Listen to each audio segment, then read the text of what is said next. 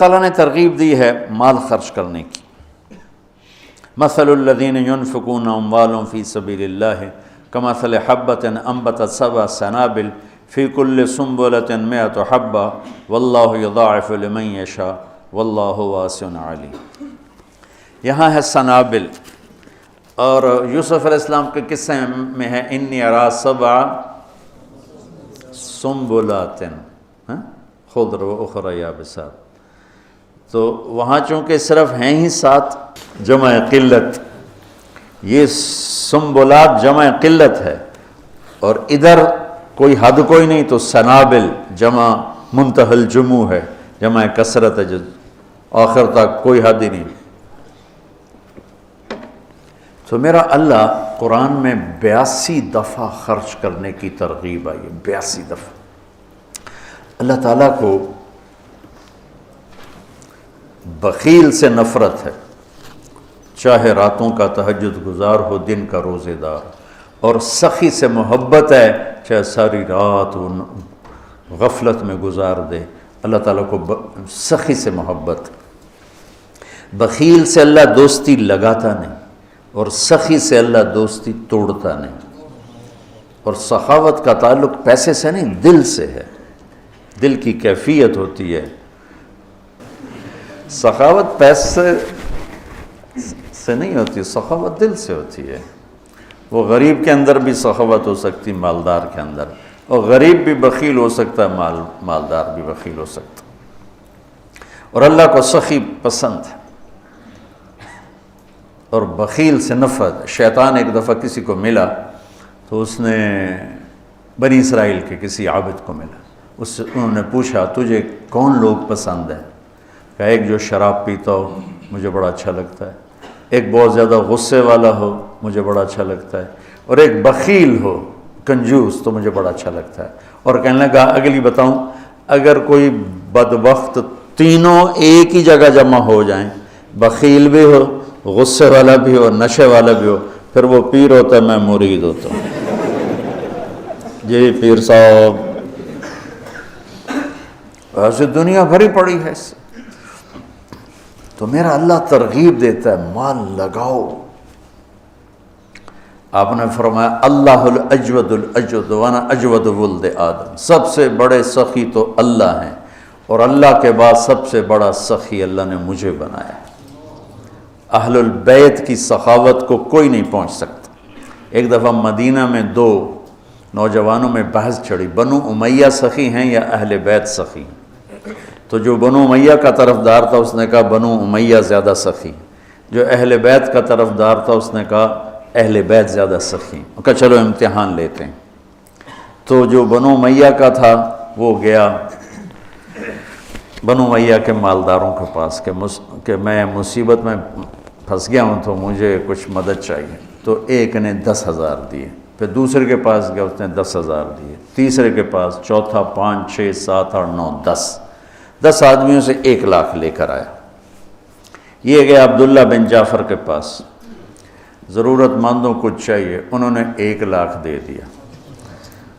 پھر گیا حضرت حسن کے پاس، کہا جی میں محتاج ضرورت مند، انہوں نے 1 لاکھ دیا. پھر گیا امام حسین کے پاس، انہوں نے 1 لاکھ دے دیا.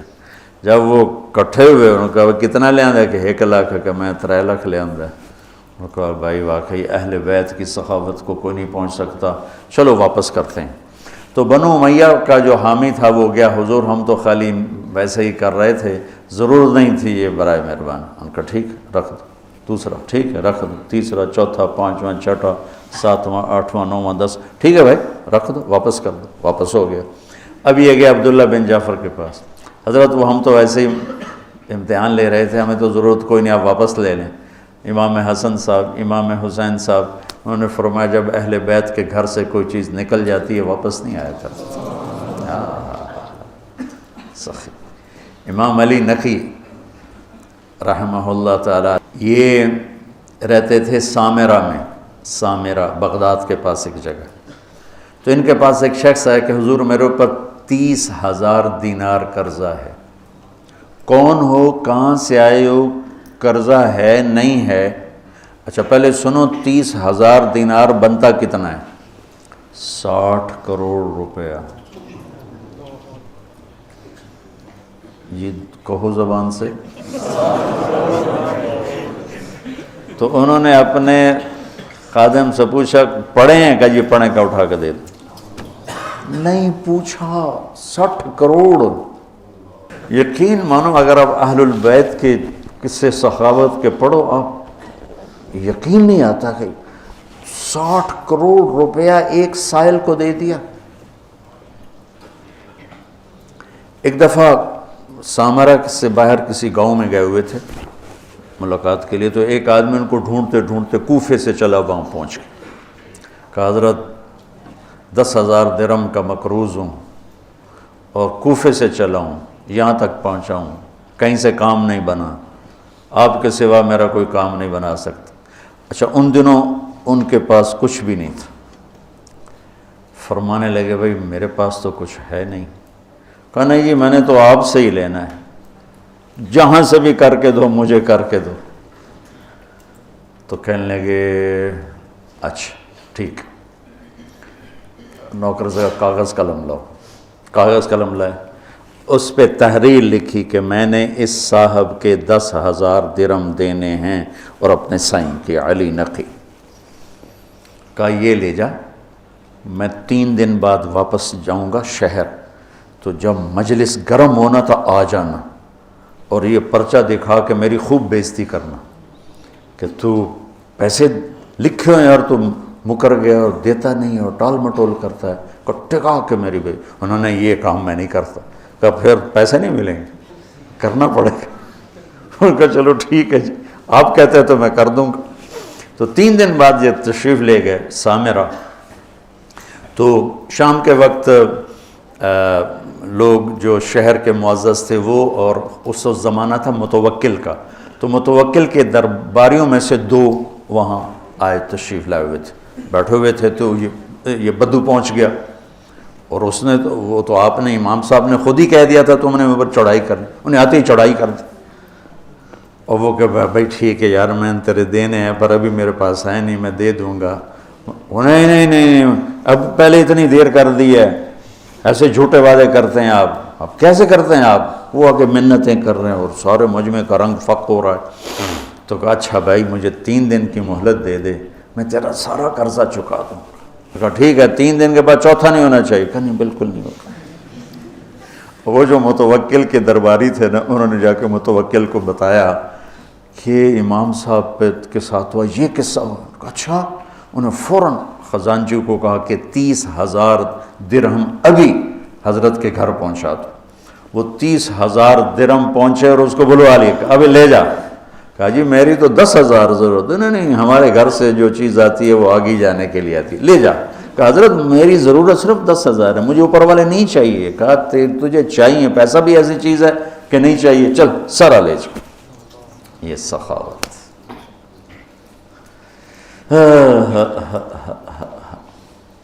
علم والے کی شان ہے کہ اسے سخی ہونا چاہیے.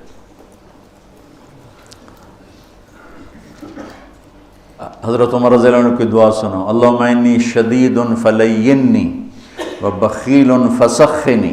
یہ تو توازن کہتے بخیل فسخنی, ورنہ ان حضرات کی سخاوت کو کون پہنچ سکتا ہے. لیکن یہ میں حضرت عمر کی دعا آپ کو بتا رہا ہوں. تو اللہ کو سخاوت پسند ہے. اس کے برعکس معاشرے کو تباہ کرنے والی چیز سود ہے. تو سود کو اللہ نے اتنا حرام قرار دیا کہ اعلان جنگ کر دیا. شرک بڑا گناہ ہے یا سود؟ جی شرک بڑا گناہ ہے, کیونکہ اللہ کہتا ہے ان اللہ لا یغفر ان یشرک بہ, میں شرک معاف نہیں کروں, باقی جس کو چاہوں معاف کر دوں. تو شرک کے خلاف تو نہیں کہتا اعلان جنگ ہے, سود کے خلاف کہتا ہے میرا اعلان جنگ ہے. سود شرک سے چھوٹا گناہ ہے لیکن اعلان جنگ ہے, اور صرف اپنا نہیں کہا, میں اور میرا رسول دونوں تمہارے خلاف اعلان جنگ کریں. کہ سود لوگوں کے چولہے بجھا دیتا ہے اور سود حرص و ہوس پیدا کرتا ہے، انسانوں کو درندہ بنا دیتا ہے، اور معاشرہ تباہ و برباد ہو جاتا ہے، اور پیسہ چند ہاتھوں میں سمٹ کے رہ جاتا ہے۔ تو دو گناہ ایسے ہیں جن پر اللہ نے فَجَزَاؤُهُ جَهَنَّمُ خَالِدًا فِيهَا، حالانکہ ایمان والے کے لیے ہمیشہ کی جہنم نہیں ہے، نکل آئے گا کسی نہ کسی دن، لیکن قتل اور سود پر اللہ نے کہا جزاؤہ جہنم خالداً فیہا، کہ جو سود نہیں چھوڑ جو قتل کر رہا ہے اس کی جزا جہنم ہے اور یہ ہمیشہ جلے گا، اور سود کھانے والے کے لیے فرمایا کہ یہ جہنم میں ہمیشہ جلے گا۔ اور سب سے بدترین شکل آپ نے سود کھانے والوں کی دیکھی کہ جب آپ معراج میں گئے تو آپ نے دیکھا کچھ لوگ ہیں جن کے پیٹ ہیں جیسے بڑے بڑے گنبد، اس پیٹ کے اندر سانپ چل رہے ہیں جو ان کو اندر سے کاٹ رہے ہیں، اور ان کی چیخ و پکار ہے۔ آپ نے پوچھا یہ کون لوگ ہیں؟ کہا یہ سود کھانے والے۔ تو ایک تو بینک سود پہ پیسہ دیتے ہیں سود پر، اور ایک عام لوگ بھی اب سود پہ پیسہ دیتے ہیں۔ میں لکی مروت گیا تو مجھے ایک شکایت یہ بھی ملی کہ یہاں حد سے زیادہ لوگ سود پہ پیسہ دیتے ہیں، بغیر قرض حسنہ کوئی دیتا ہی نہیں ہے، جب بھی دیں گے سود پر دیں گے۔ اور اللہ اس کے رسول سے اعلان جنگ قبول ہے چند ٹکے کے پیچھے، چونکہ اسلام سخاوت کا درس دیتا ہے، اسلام فیاضی کا درس دیتا ہے، سبق دیتا ہے، تو اور سخاوت سے معاشرہ خوبصورت ہو جاتا ہے، محبوب ہو جاتا ہے۔ ایک دفعہ عبداللہ بن جعفر اور حسنین کریمین علیہم السلام یہ مکہ سے مدینہ آ رہے تھے، راستے میں بھوک لگی تو ایک بابا اور بڑھیا کا خیمہ، تو کہنے لگے ہم ہاشمی لوگ ہیں، کچھ کھانے کو مل جائے گا؟ اس نے کہا بیٹھیں تشریف رکھیں، تو ایک بکری کھڑی تو اس نے گرا دی، تو انہوں نے پوچھا آپ کے پاس کچھ اور بھی ہے؟ کہ بس یہی ہے۔ کہا تو آپ اس کو ہمارے لیے ذبح کر رہے ہیں تو خود کیسے گزارا ہوگا؟ تو وہ کہنے لگا مہمان تو بھوکا نہیں جائے گا، میرا گزارا آپ پہ اللہ کرے گا۔ تو انہوں نے وہاں کھانا کھایا اور کہا کہ جب مدینے آؤ تو ہم سے مل لینا۔ اب ایک ہی بکری تھی وہ ذبح ہو گئی، تو وہ بھوک نے تنگ کیا، تو بابے نے کہا بڑھیا سے کہ اب چلیں مدینے، شاید وہ لوگ مل جائیں تو کچھ ان سے ہماری مدد ہو جائے۔ چلو بھائی، دونوں گلی میں جا رہے تھے، امام حسن کی نظر پڑ گئی، انہوں نے پہچان لیا۔ کہا بابا جی مجھے پہچانتے ہو؟ ان کا جی نہیں۔ کہا ہم آپ کے مہمان ہیں۔ غلام سے فرمایا اس کو 1000 بکریاں دے دو اور 2000 دینار دے دو، اور حسین کے پاس بھیج دو۔ حسین کے پاس بھیج دیا۔ انہوں نے پوچھا بھائی صاحب نے کتنا دیا ہے؟ کہا 1000 بکری اور 2000 دینار۔ کہا 1000 بکریاں دے دو، 2000 دینار دے دو، اور انہوں نے عبداللہ بن جعفر کے پاس بھیج دیا۔ انہوں نے پوچھا میرے بھائیوں نے کیا دیا ہے؟ کہا جی 1000 بکری، 2000 دینار۔ تو فرمانے لگے غلام سے کہ 2000 بکریاں دے دے، 4000 دینار دے دے۔ پھر کہنے لگا بابا اگر تو پہلے آتا نا میرے پاس تو اس سے بھی زیادہ دیتا، اب میرے بڑے بھائیوں نے جتنا دیا ہے اس سے زیادہ دیتے ہوئے مجھے شرم آتی ہے، اگر تو پہلے آتا میں تمہیں اس سے زیادہ دیتا۔ کیا سخاوت!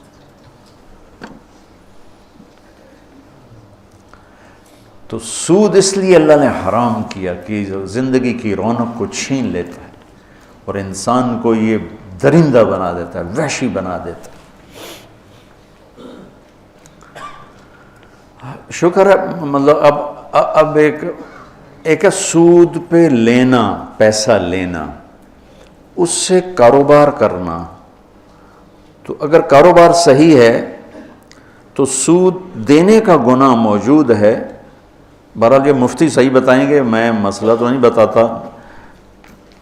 اگر میں کپڑا کے کاروبار کر رہا ہوں، یہ کاروبار کی میری کمائی حلال ہوگی، سود دینا میرا حرام ہوگا، لیکن جو سود لے رہا ہے اس کا تو سارے کا سارا غلاظت اور گندگی ہے، تو نجاست ہے. اور جو اعلان جنگ ہے وہ بھی سود لینے والے کے خلاف اعلان جنگ ہے. تیار ہو جاتے لوگوں کے مجبوریوں سے فائدہ اٹھاتے ہو، ہمارا تمہارے خلاف اعلان جنگ ہے. اور اللہ تعالیٰ کو سخی پسند ہے، سخاوت پسند. تین آدمی اکٹھے ہوئے، چلو یار امتحان لیں، عبداللہ بن جعفر کا، عروبۃ الاوسی کا اور قیس بن سعد کا. تو وہ گیا عبداللہ بن جعفر کے پاس، کہا جی میں مسافر ہوں، کوئی میری مدد کر دیں. تو گھوڑے پہ سوار ہو رہے تھے تو پیچھے ہٹ گئے، کہنے لگے یہ گھوڑا بھی لے جائے، اس میں 4000 دینار ہیں، 20 چوکا 80، 8 کروڑ روپیہ بنتا ہے 4000 دینار، 8 کروڑ روپیہ کا یہ بھی لے جا، اور اس میں سب سے اعلیٰ چیز ہے وہ تلوار علی ہے، وہ تمہیں پوری دنیا سے زیادہ قیمتی چیز دے رہا ہوں، جا یہ لے جا. دوسرا گیا قیس بن سعد کے پاس، وہ سوئے ہوئے تھے، تو ان کی خادمہ سے کہنے لگا، باندی سے، مسافروں کچھ دے دو، اپنے آقا کو اٹھاؤ. وہ کہنے لگے میرے آقا تو تھک کے سوئے ہیں، نوکرانی ہو کر دیکھو. کہ یہ اونٹ لے جا، یہ ایک غلام لے جا، 700 دینار لے جا. نوکرانی ہو کے جب وہ اٹھی، جب قیس بن سعد اٹھے تو نوکرانی نے کہا جی وہ ایک مانگنے والا آیا تھا، میں نے اتنا دے دیا. کہنے لگے اللہ کے بندی مجھے اٹھا دیتی، میں اتنا دیتا کہ موت تک اسے مانگنے کی ضرورت نہ پڑتی. عروبۃ الاوسی ذرا ماٹھے تھے، سخاوت پیسے سے نہیں ہوتی. یہ دونوں بڑے مالدار تھے. عروبۃ الاوسی درویش آدمی تھے، نابینا بھی تھے. تو 2 غلاموں کے کندھے پر ہاتھ رکھ کے جا رہے تھے، تو کہا جی مسافر پردیسی کچھ مل جائے گا. کہا واہ واہ واہ واہ، میرا رب میرے لیے کبھی کچھ نہیں چھوڑتا. یہ 2 غلام بچے تھے، جا لے جاؤ. انہوں نے کہا آپ، کہا میرا اللہ وارث ہے تو لے جا. کہا نہیں میں اتنا بے غیرت نہیں ہوں. کہا پھر بات یہ ہے کہ عروبہ کے منہ سے جب کوئی چیز نکل جاتی ہے نا کہ لے جا، پھر وہ واپس نہیں آتی، یا میں انہیں آزاد کروں گا یا تو لے جا. اس لے لیے، اور وہ دیواروں کو ٹٹولتے گھر واپس پہنچے. تو تینوں جب اکٹھے ہوئے تو تینوں کا مشترکہ فیصلہ تھا کہ بڑے سخی عروبہ ہیں کہ سارا ہی مال دے دیا، 2 غلام تھے سارا دے دیا. کہ سخاوت کا تعلق جائیدادوں سے نہیں ہے، یہ دل سے ہے، دل سے ہے. تو سود انسانیت کے ماتھے پر ایک بدنما، جتنی دنیا میں اس وقت اکانومی فلاپ ہو رہی ہے اور مالدار ملکوں میں بھی ایک تباہی آئی ہوئی ہے، اس کے پیچھے سود سب سے بڑی. سود، سٹہ، جوا، یہ 3 چیزیں ایسی ہیں جو اکانومی کو، معیشت کو تباہ و برباد کر دیتی. اور چوتھا ادھار. ہمارے سارے کاروبار ادھار پہ چلے گئے ہیں، اور میرے نبی نے ادھار کی ہمیشہ نفی فرمائی، اور ادھار کو ہمیشہ، اب آپ مقروض کا جنازہ نہیں پڑھتے تھے، حالانکہ خود قرضہ اٹھایا ساری زندگی تاکہ بازار اپنی اصلی شکل پہ قائم رہے. جب سورا بازار ہی ادھار پہ چل رہا ہے تو کبھی بھی چیزوں کی قیمتیں کنٹرول میں نہیں آ سکتی. تو اللہ تعالیٰ خرچ کرنے کی ترغیب دیتا ہے کہ اللہ کے نام پہ لگاؤ. تو جس کو اللہ نے رزق دیا ہے، سخاوت اس رزق کا شکر ہے، سخاوت اس رزق کا شکر ہے. اللہ تعالیٰ کی بارگاہ میں، یعنی اللہ نے جنت الفردوس کو اپنے ہاتھوں سے بنایا، جنت الفردوس کو اپنے ہاتھوں سے بنایا. اس کا حسن، کائنات، باقی ساری جنت اس کے سامنے ماند ہے. اور جنت الفردوس والوں کو دن میں صبح و شام اللہ کا دیدار ہوگا، باقی جنتیوں کو جمعے، اور جنت الفردوس والوں کو صبح بھی شام. جب اللہ نے جنت الفردوس کو مکمل کیا تو کہا انتقی، بول. انہوں نے کہا قد افلح المؤمنون، ایمان والے کامیاب. اللہ کا وعزتی وجلالی لا یجاورنی فیک بخیل، مجھے میری عزت اور جلال کی قسم بخیل آدمی تیرے اندر نہیں آ سکتا، نہ مرد نہ عورت.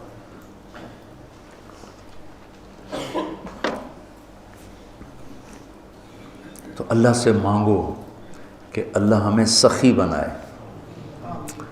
اور جہاں تک آواز جا رہی، سود سے بچو، سود سے بچو، یہ زندگی کی رونق لے جاتا ہے، یہ کاروبار، یہ جتنی ہماری ٹیکسٹائل تباہ ہے یا بڑی بڑی انڈسٹری تباہ ہے، یہ کہتے تو ہیں نا حکومت کا قصور ہے، ان کے اپنا قصور کہ 99.9% اپنا لالچ، اپنا حرص، اپنا ہوس اور ہیرا پھیری اور چکر بازی اور اس سے بینکوں سے ساز باز، اس نے آ کر ہماری تجارت کو آ کر ڈبو دیا ہے۔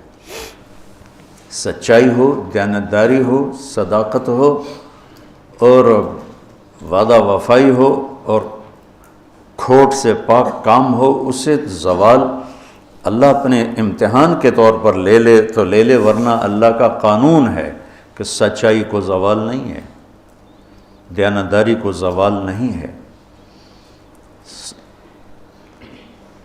اس کو کافر کرے گا یا مومن کرے گا، دونوں کے لیے بلندی اور اونچائی ہے۔ تو آج 2-3 چیزیں ہو گئیں، باقی انشاءاللہ